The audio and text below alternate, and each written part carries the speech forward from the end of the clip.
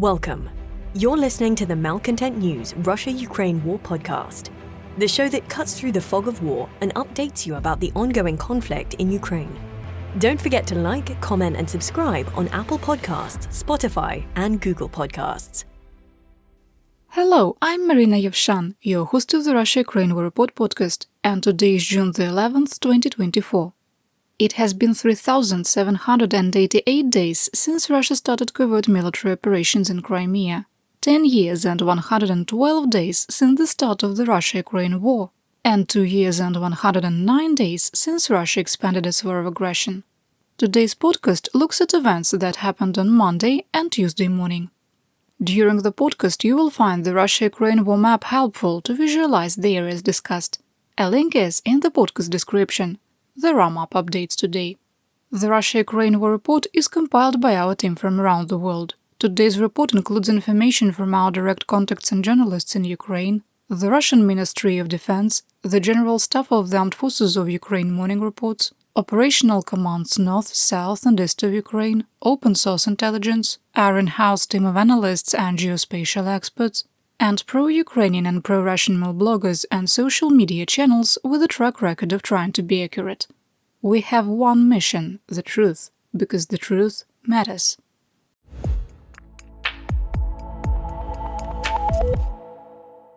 Here is my daily assessment. 1. In our assessment, Russia's multi-day pause in significant Shahed-136 one-way drone and missile attacks indicates a large-scale attack targeting Ukrainian civilians and civilian infrastructure will happen in the next 3 to 5 days. 2. We maintain Russia's ongoing spring-summer offensive failed to achieve any of its operational goals after 52 days. And we further assess that Russian combat potential is declining. 3. The sharp increase in aggressive acts by the Russian Federation directed at the NATO alliance and its member nations is a direct result of the failed policy of de-escalation and excessive fear of Moscow's tactical nuclear threats. We maintain the world is caught in the mutually assured destruction and stability paradox. 4. Russia is setting conditions to commit further acts of aggression in Europe. 5. Russia's sustained attacks on Ukraine's energy infrastructure, which has destroyed 95% of its thermal power plant capacity, are a continuation of Russian crimes against humanity that started in October 2022, as outlined in 2 arrest warrants issued by the International Criminal Court on March the 5th. 6. The quantity of artillery ammunition available to Ukrainian frontline units continues to increase and should reach a level sufficient to stabilize their defensive lines throughout the theater by the end of June. 7. Russia's trampling of international humanitarian law has been accelerating since March the 22nd. We maintain that the willful ignoring of blatant Russian war crimes by international watchdogs is encouraging escalation. 8. Autocrat Putin has started the largest purge of the Russian Ministry of Defense, led by the FSB, since Joseph Stalin's 1936 to 1938 purge. 9. The attacks on Ukraine's energy infrastructure have incrementally increased the chance of an intentional nuclear accident at multiple nuclear facilities in Ukraine.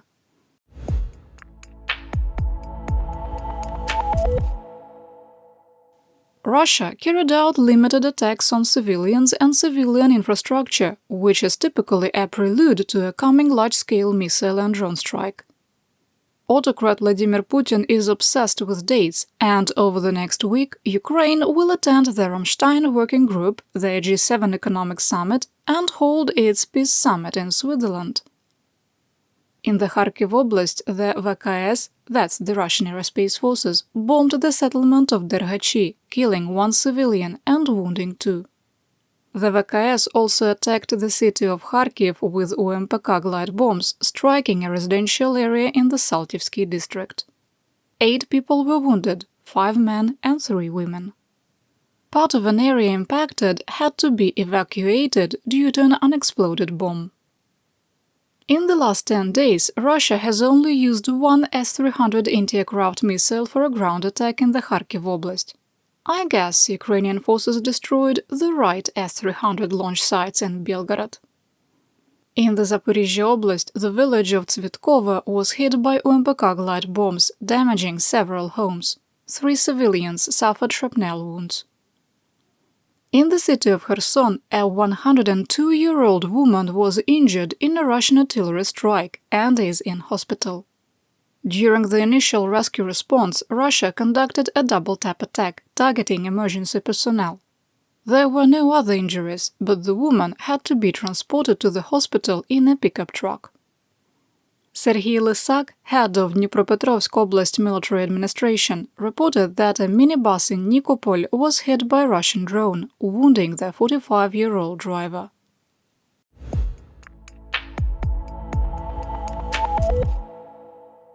Here is today's action report. Russia's spring-summer offensive completed its 51st day, with 73 assaults carried out on Sunday and 81 through Monday evening. Through June the 9th, the 7-day moving average for attacks was steady at 103, down from the May the 17th peak of 136. We anticipate the moving average to drop significantly tomorrow.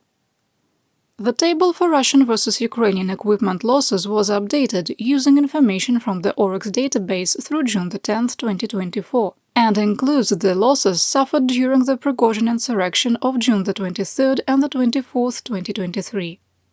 There's too much information to cover in the podcast. The updates are available in our almost daily situation report. There is more information on how to become a subscriber in the podcast description. Last year, many analysts, including military leaders in the Pentagon, wrote the obituary for Tau artillery. While Tau artillery is smaller, lighter, and can travel faster when compared to a self-propelled gun, it takes longer to set up and requires more troops to support. The primary benefit of the self-propelled gun, or SPG, is its ability to shoot and scoot. Move to a firing position, complete a fire mission, and leave before counter-battery arrives. This tactic has worked well for decades, and it appears to be over. Russian and Ukrainian artillery crews are reporting that the most dangerous time for an SPG is when it is in transit after a fire mission. Counter-battery radar detects the location of the firing base, and reconnaissance and one-way strike drones go on patrol. Because the range with conventional artillery rounds is 17 to 25 kilometers, depending on the weapon system, and most SPGs sit in the second echelon 5 to 10 kilometers from the forwardmost line of friendly troops, they operate well within the range of low-cost UAVs. Artillery crews report that good camouflage, anti-drone systems, and planned movement, mostly at night, increase survivability. The challenge for both combatants is drones cannot replace the immediacy and firepower of artillery on the battlefield. This is especially true for Ukrainian forces, who are defending against mostly light infantry assaults and mechanized units using improvised armored vehicles. Ukraine and Russia have the most experience on the planet fighting a 21st century war, and Ukraine's allies need to recognize how they are underestimating the future of war. On June 5th, Russian autocrat Vladimir Putin and Kremlin spokesperson Dmitry Peskov called the United States, quote, an enemy for the first time. Welcome to the club. It was a significant and underreported change in diplomatic positioning by the Kremlin, which commonly uses the term, quote, unfriendly nation for countries that don't bend to Putin's will. The comment was made when answering questions about disgraced former military officer and United Nations monitor, convicted pedophile and Russian propagandist Scott Ritter. Peskov told reporters, quote, we are now an enemy country for them, just as they are for us.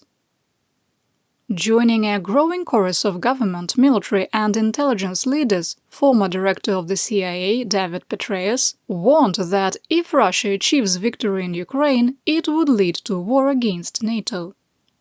We maintain that the Russian Federation is preparing for a broader conflict on the European continent, and the Biden administration is not doing enough to deter further Russian aggression. Now, let's talk about what happened on the battlefield. Ready? Here we go.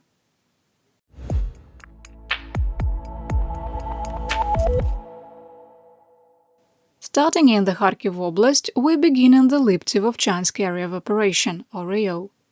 Ukrainian forces continued operations in Vovchansk with mutual fighting ongoing in the settlement.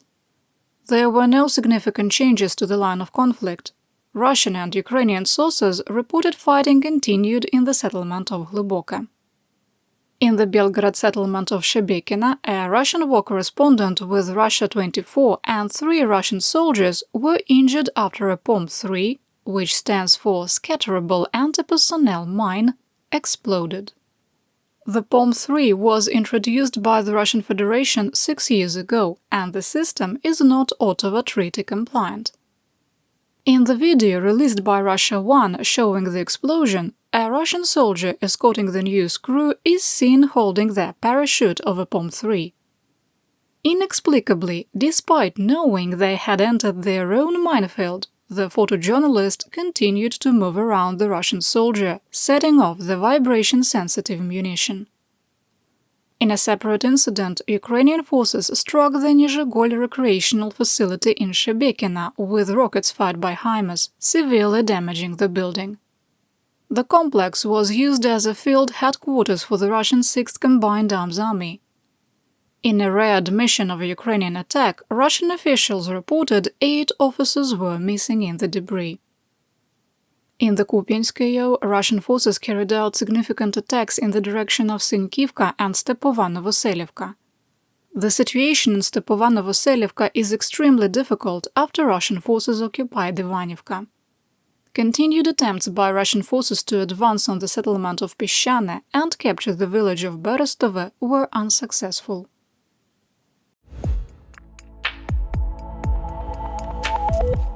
In the Svatovo AO of the Luhansk Oblast, Russian forces continued to probe Ukrainian defenses west of occupied Novovodane in the direction of Druzhelyubivka and Grekivka. Ukrainian defensive lines are stable. In the Kreminna AO, Russian forces continued their attempts to advance in the direction of Nevske, Terny and Torske without success. Fighting continued in the Serebryanka forest, where Ukrainian forces held their defensive positions. In occupied Kreminna, the Ukrainian 63rd Separate Mechanized Brigade destroyed a Russian TOS-1A Solntsepek multiple launch rocket system while it was firing.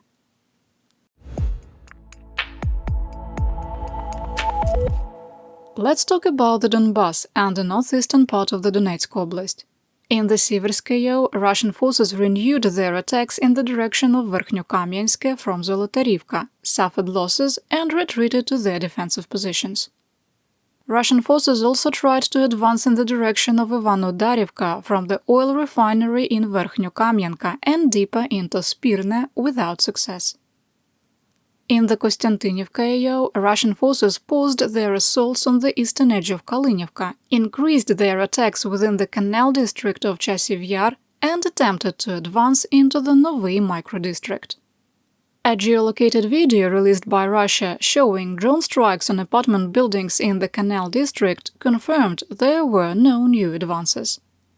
Fighting also continued on the western edges of Ivanivska. Further south, fighting continued east of Kryshivka and east and southeast of Andriivka, with no change in the situation.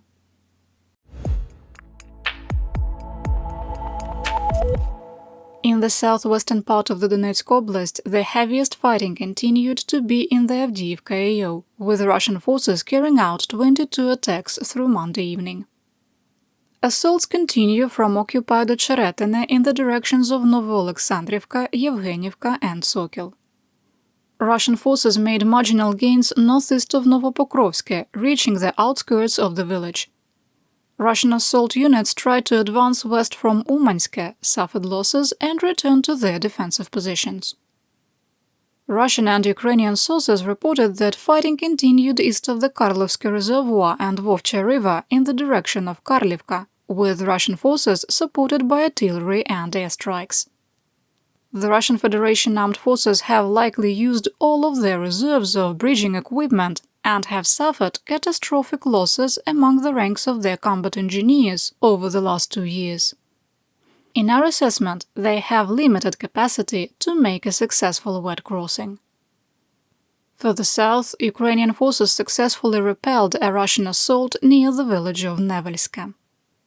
Russian forces intensified their activity in the Vuhledar, carrying out 16 assaults. Fighting continued in Krasnohorivka with no change in the situation.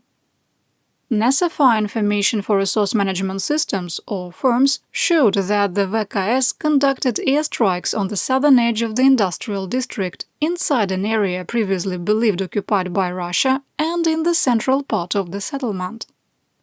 Fighting continued east of Georgiivka and the eastern part of Paraskoviivka.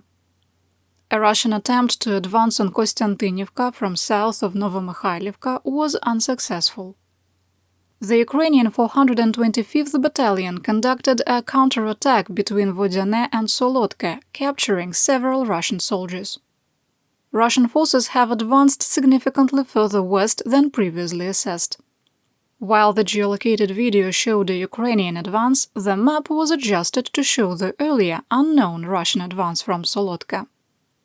In the Staromlynivka AO, Russian forces advanced into northern Staromayorsk and draped a Russian flag and battle flag over the destroyed roof of a house. The Russian Ministry of Defense claimed the settlement was captured. We've updated the map based on the location of the flag and maintain the settlement is contested.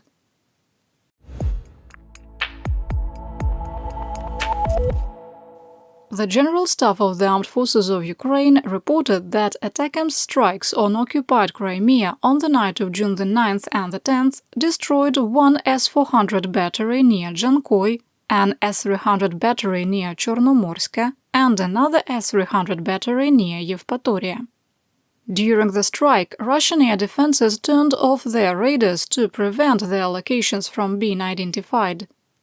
Russian occupiers claimed all missiles were intercepted. United States state media agency Radio Liberty shared satellite images from Planet Labs showing the S-400 battery at Jankoy, including the radar, was destroyed. NASA firms showed a significant thermal anomaly south of Chornomorsk, where a Russian air defense battery is clearly visible on the Sentinel-EO browser satellite images.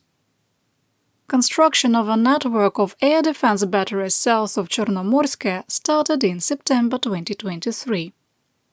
The Black Sea Fleet has 8 vessels in the Sea of Azov, including 3 missile carriers capable of launching 20-caliber cruise missiles. A Kilo-class submarine is on patrol in the Black Sea, capable of launching up to 4 calibers.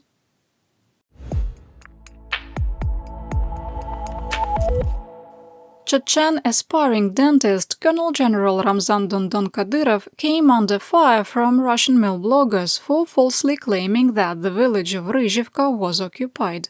Quote, "By announcing the liberation of the village of Ryzhivka on the border of the Kursk region, it endangered our military. There are losses. Sources in the Russian General Staff told us about this. This is not the first time we've entered Ryzhivka. Our scouts are there all the time. But this idiot decided to brag about something unknown. As a result, the enemy captured a group of military personnel near the border in the Kursk region. We have 21 dead." Unquote. It appears the report wasn't drama, with Ukraine sharing a video of 6 Chechen soldiers laying mines in Ryzhivka and being eliminated by sniper fire. President of Ukraine Volodymyr Zelensky wrote on Twitter, also known as X, quote, "Ukrainian forces are fully in control of the situation in the Sumy region. Russian sabotage groups remain active but are being eliminated and will continue to be dealt with decisively. In the village of Ryzhivka, the occupiers attempted a propaganda operation. As of this morning, the Russian flag has been destroyed and there is no enemy presence in the village." Unquote. The Freedom of Russia Legion posted a photo on Twitter of them occupying Ryzhivka. Quote, "Brave TikTokers entered an empty village, which is already under fire control of their allies, shot at the bushes, launched a drone into an empty dugout, and left." That sounds about right for the 1st Chechen Akhmat TikTok Brigade. No Ukrainians were harmed in the latest Kadyrov movie production. You're listening to the Malcontent News Russia-Ukraine War podcast. Our team of journalists, researchers, and analysts is funded by readers, listeners, and viewers just like you. To support independent journalism, please consider becoming a patron. You can find us on patreon.com/malcontentnews.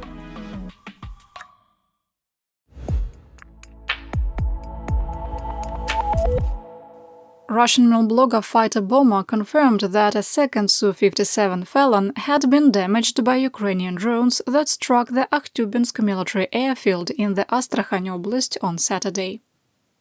High-resolution satellite images from Maxar showed one fighter with clear damage and burned residue.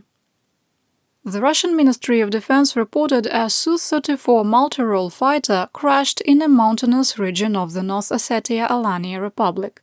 Both crew members were killed.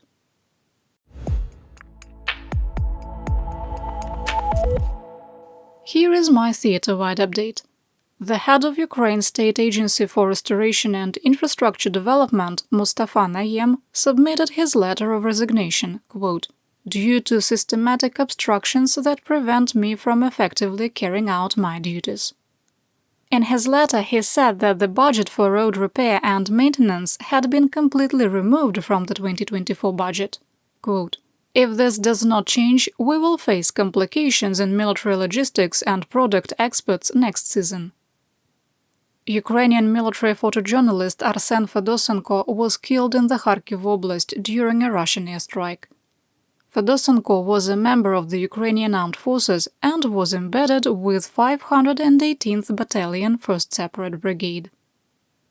A Russian court sentenced two defenders of Azovstal, who surrendered on May 21, 2022, in an international committee of the Red Cross and United Nations brokered agreement, to 17 years in a strict regime colony on false charges of hijacking a ship and kidnapping.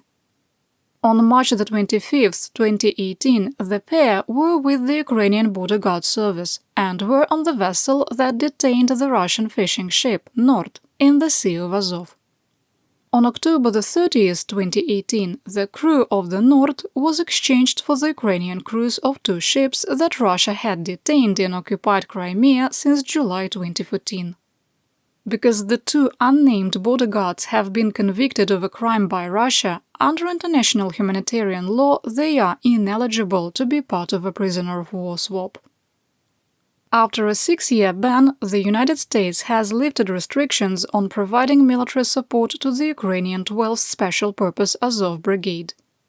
The Azov Brigade has been fighting in the Serebryanka forest for over a year, and commanders have made multiple appeals for the weapons ban to be lifted. The next meeting of the Ukraine Defense Contact Group will be on June 13th at NATO headquarters in Brussels. The meeting comes at a busy time for Kyiv, with the G7 Italia Summit for June 13th to 15th and the Ukraine Peace Summit hosted by Switzerland on June 15th to 16th. And that's what we know. Your support of my home, Ukraine, helps us make history and protect the future for all. You've been listening to the Malcontent News Russia-Ukraine War podcast. To help keep us independent, please consider providing financial support by becoming a patron. Want on-demand news in your hand? Download the Google News app and make Malcontent News one of your favorites to receive breaking news updates. Thank you for listening.